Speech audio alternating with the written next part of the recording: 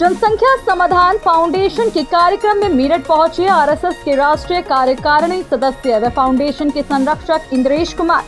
मेरठ में रविवार को जनसंख्या समाधान फाउंडेशन के द्वारा एक कार्यक्रम चौधरी चरण सिंह विश्वविद्यालय के नेताजी सुभाष चंद्र बोस मेमोरियल हॉल में आयोजित किया गया, जिसमें कार्यक्रम के मुख्य वक्ता के तौर पर आरएसएस के राष्ट्रीय कार्यकारिणी सदस्य व जनसंख्या समाधान फाउंडेशन के संरक्षक इंद्रेश कुमार ने भाग लिया और उन्होंने कहा कि यदि हिंदुस्तान के लोग अभी जागृत होकर एक साथ जनसंख्या नियंत्रण कानून की मांग को लेकर लामबंद नहीं हुए तो हमें इसके दुष्परिणाम भुगतने को तैयार रहना होगा। इस दौरान news blog director Varun Sharma ने इंद्रेश कुमार से इस मुद्दे पर खास बातचीत की। मैं हूं वरुण शर्मा। इस वक्त हमारे साथ मौजूद है आरएसएस के मेन कार्यकारिणी सदस्य इंद्रेश कुमार जी, जो अपने परिचय के मोहताज नहीं है, जो इस समय 28 से 29 संगठन चला रहे हैं, जिसमें आज वो जनसंख्या समाधान फाउंडेशन के मुद्दे को लेकर आज सीसीएस यूनिवर्सिटी में आए थे।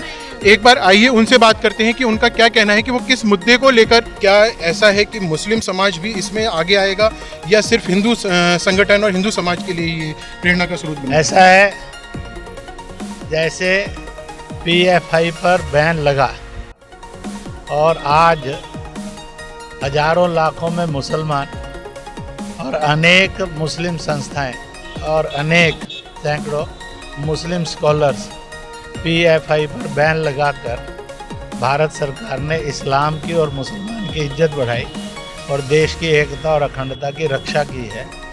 और इंसान का जो कत्ल कर रहा था उसको रोकने की व्यवस्था की है। इस प्रकार का वक्तव्य आज दे रहे हैं।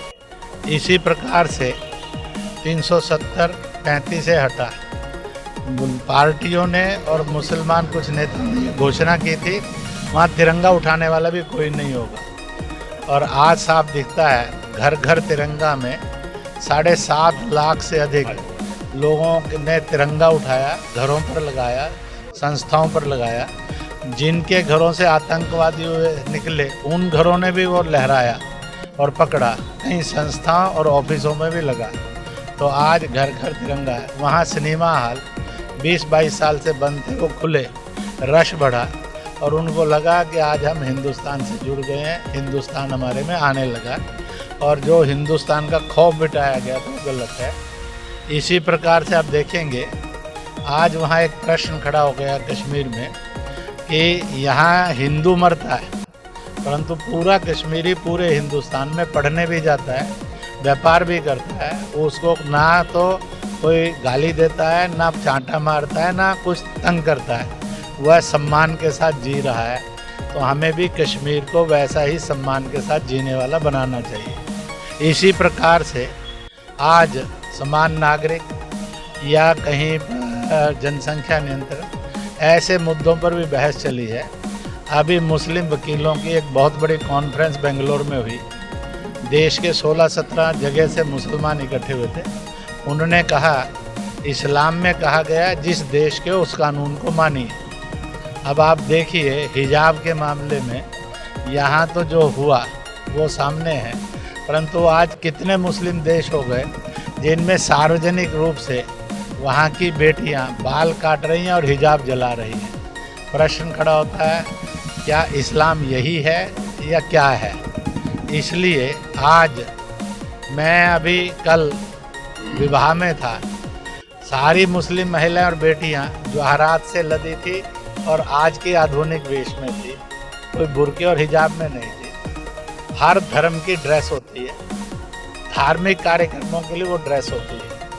परंतु मिलिट्री में कोई भी भर्ती होगा धर्म का आदमी तो मिलिट्री ड्रेस से चलेगा, पुलिस में भर्ती होगा तो पुलिस ड्रेस से चलेगा, कोर्ट में जाएगा तो वकील जज की ड्रेस से चलेगा, वो विद्यालय में जाएगा तो विद्यालय की ड्रेस से चलेगा। इसी प्रकार से वह जो जहाँ का ड्रेस कोड होगा उसको करेगा। इसलिए ड्रेस कोड यह एक बच्चों में यूनिफॉर्मिटी हो, मजहबी भेद, जाति भेद और अमीर गरीब का भेद ना हो। इसलिए देश के विद्यालयों के अलग अलग प्रकार के ड्रेस कोड है, सब बच्चे उसी में जाते हैं। तो इसलिए आज मुसलमानों को ये लगता है इस देश के बहुत बड़े राजनीतिक नेता और अनेक मजहबी नेता उनको भारतीय, हिंदुस्तानी, इंडियन होने नहीं देते। वो उनको मुसलमान लाकर ब्लैकमेल करते हैं। वो खबरें छपती हैं, हमें भय पैदा होता है। इसलिए हम चाहते हैं कि सब जगह डायरेक्ट संवाद हो। हम भी एक सच्चे हिंदुस्तानी और भारतीय बनकर जीना चाहते हैं और मुझे पूरा विश्वास है आने वाला कल भारत का इस रास्ते पर आगे बढ़ेगा। इसके साथ भाई साहब एक सवाल और है कि उभरते हुए पश्चिमी उत्तर प्रदेश में आपका जनसंख्या समाधान फाउंडेशन के साथ साथ आपका जय भारत मंच भी उभरता हुआ आ रहा है पश्चिमी उत्तर प्रदेश में, उसमें आपके आगे की क्या रणनीति है, वो किस लिए बनाया गया है, उसकी क्या कार्यशैली रहेगी, इसमें बस दो टूक शब्द आपसे सुनना चाह रहे थे भाई साहब। ये जितने भी जय भारत मंच होगा, जम्मू ये जनसंख्या समाधान फाउंडेशन, हिमालय परिवार, भारत तिब्बत सहयोग मंच होंगे, ये समाज में राष्ट्रीयता की, मानवता की, भारतीय एकता और एकात्मता के जन जागरण के आंदोलन है। यह तेज गति से बढ़ रहे हैं और मैं तेज गति से बढ़े इसकी प्रभु से कामना करता हूँ। नवरात्रों की बहुत बधाई। इंद्रेश कुमार जी, जिन्होंने जय भारत मंच के बारे में भी बताया और जनसंख्या समाधान फाउंडेशन के बारे में बताया कि किस लिए इसमें मुस्लिम बहुमूल्य और हिंदू सभी लोग जुड़ते जा रहे हैं, जो समझदार मुसलमान हैं, जो हर तरीके से इसमें सहयोग भी कर रहे हैं, पीएफआई के मुद्दे पर भी सहयोग किया है और उसका भी समर्थन किया है। उनका कहना है कि आगे चल के वो जनसंख्या समाधान फाउंडेशन का भी समर्थन करेंगे और बहुत जल्दी इस पर कानून भी लागू हो सकता है। धन्यवाद।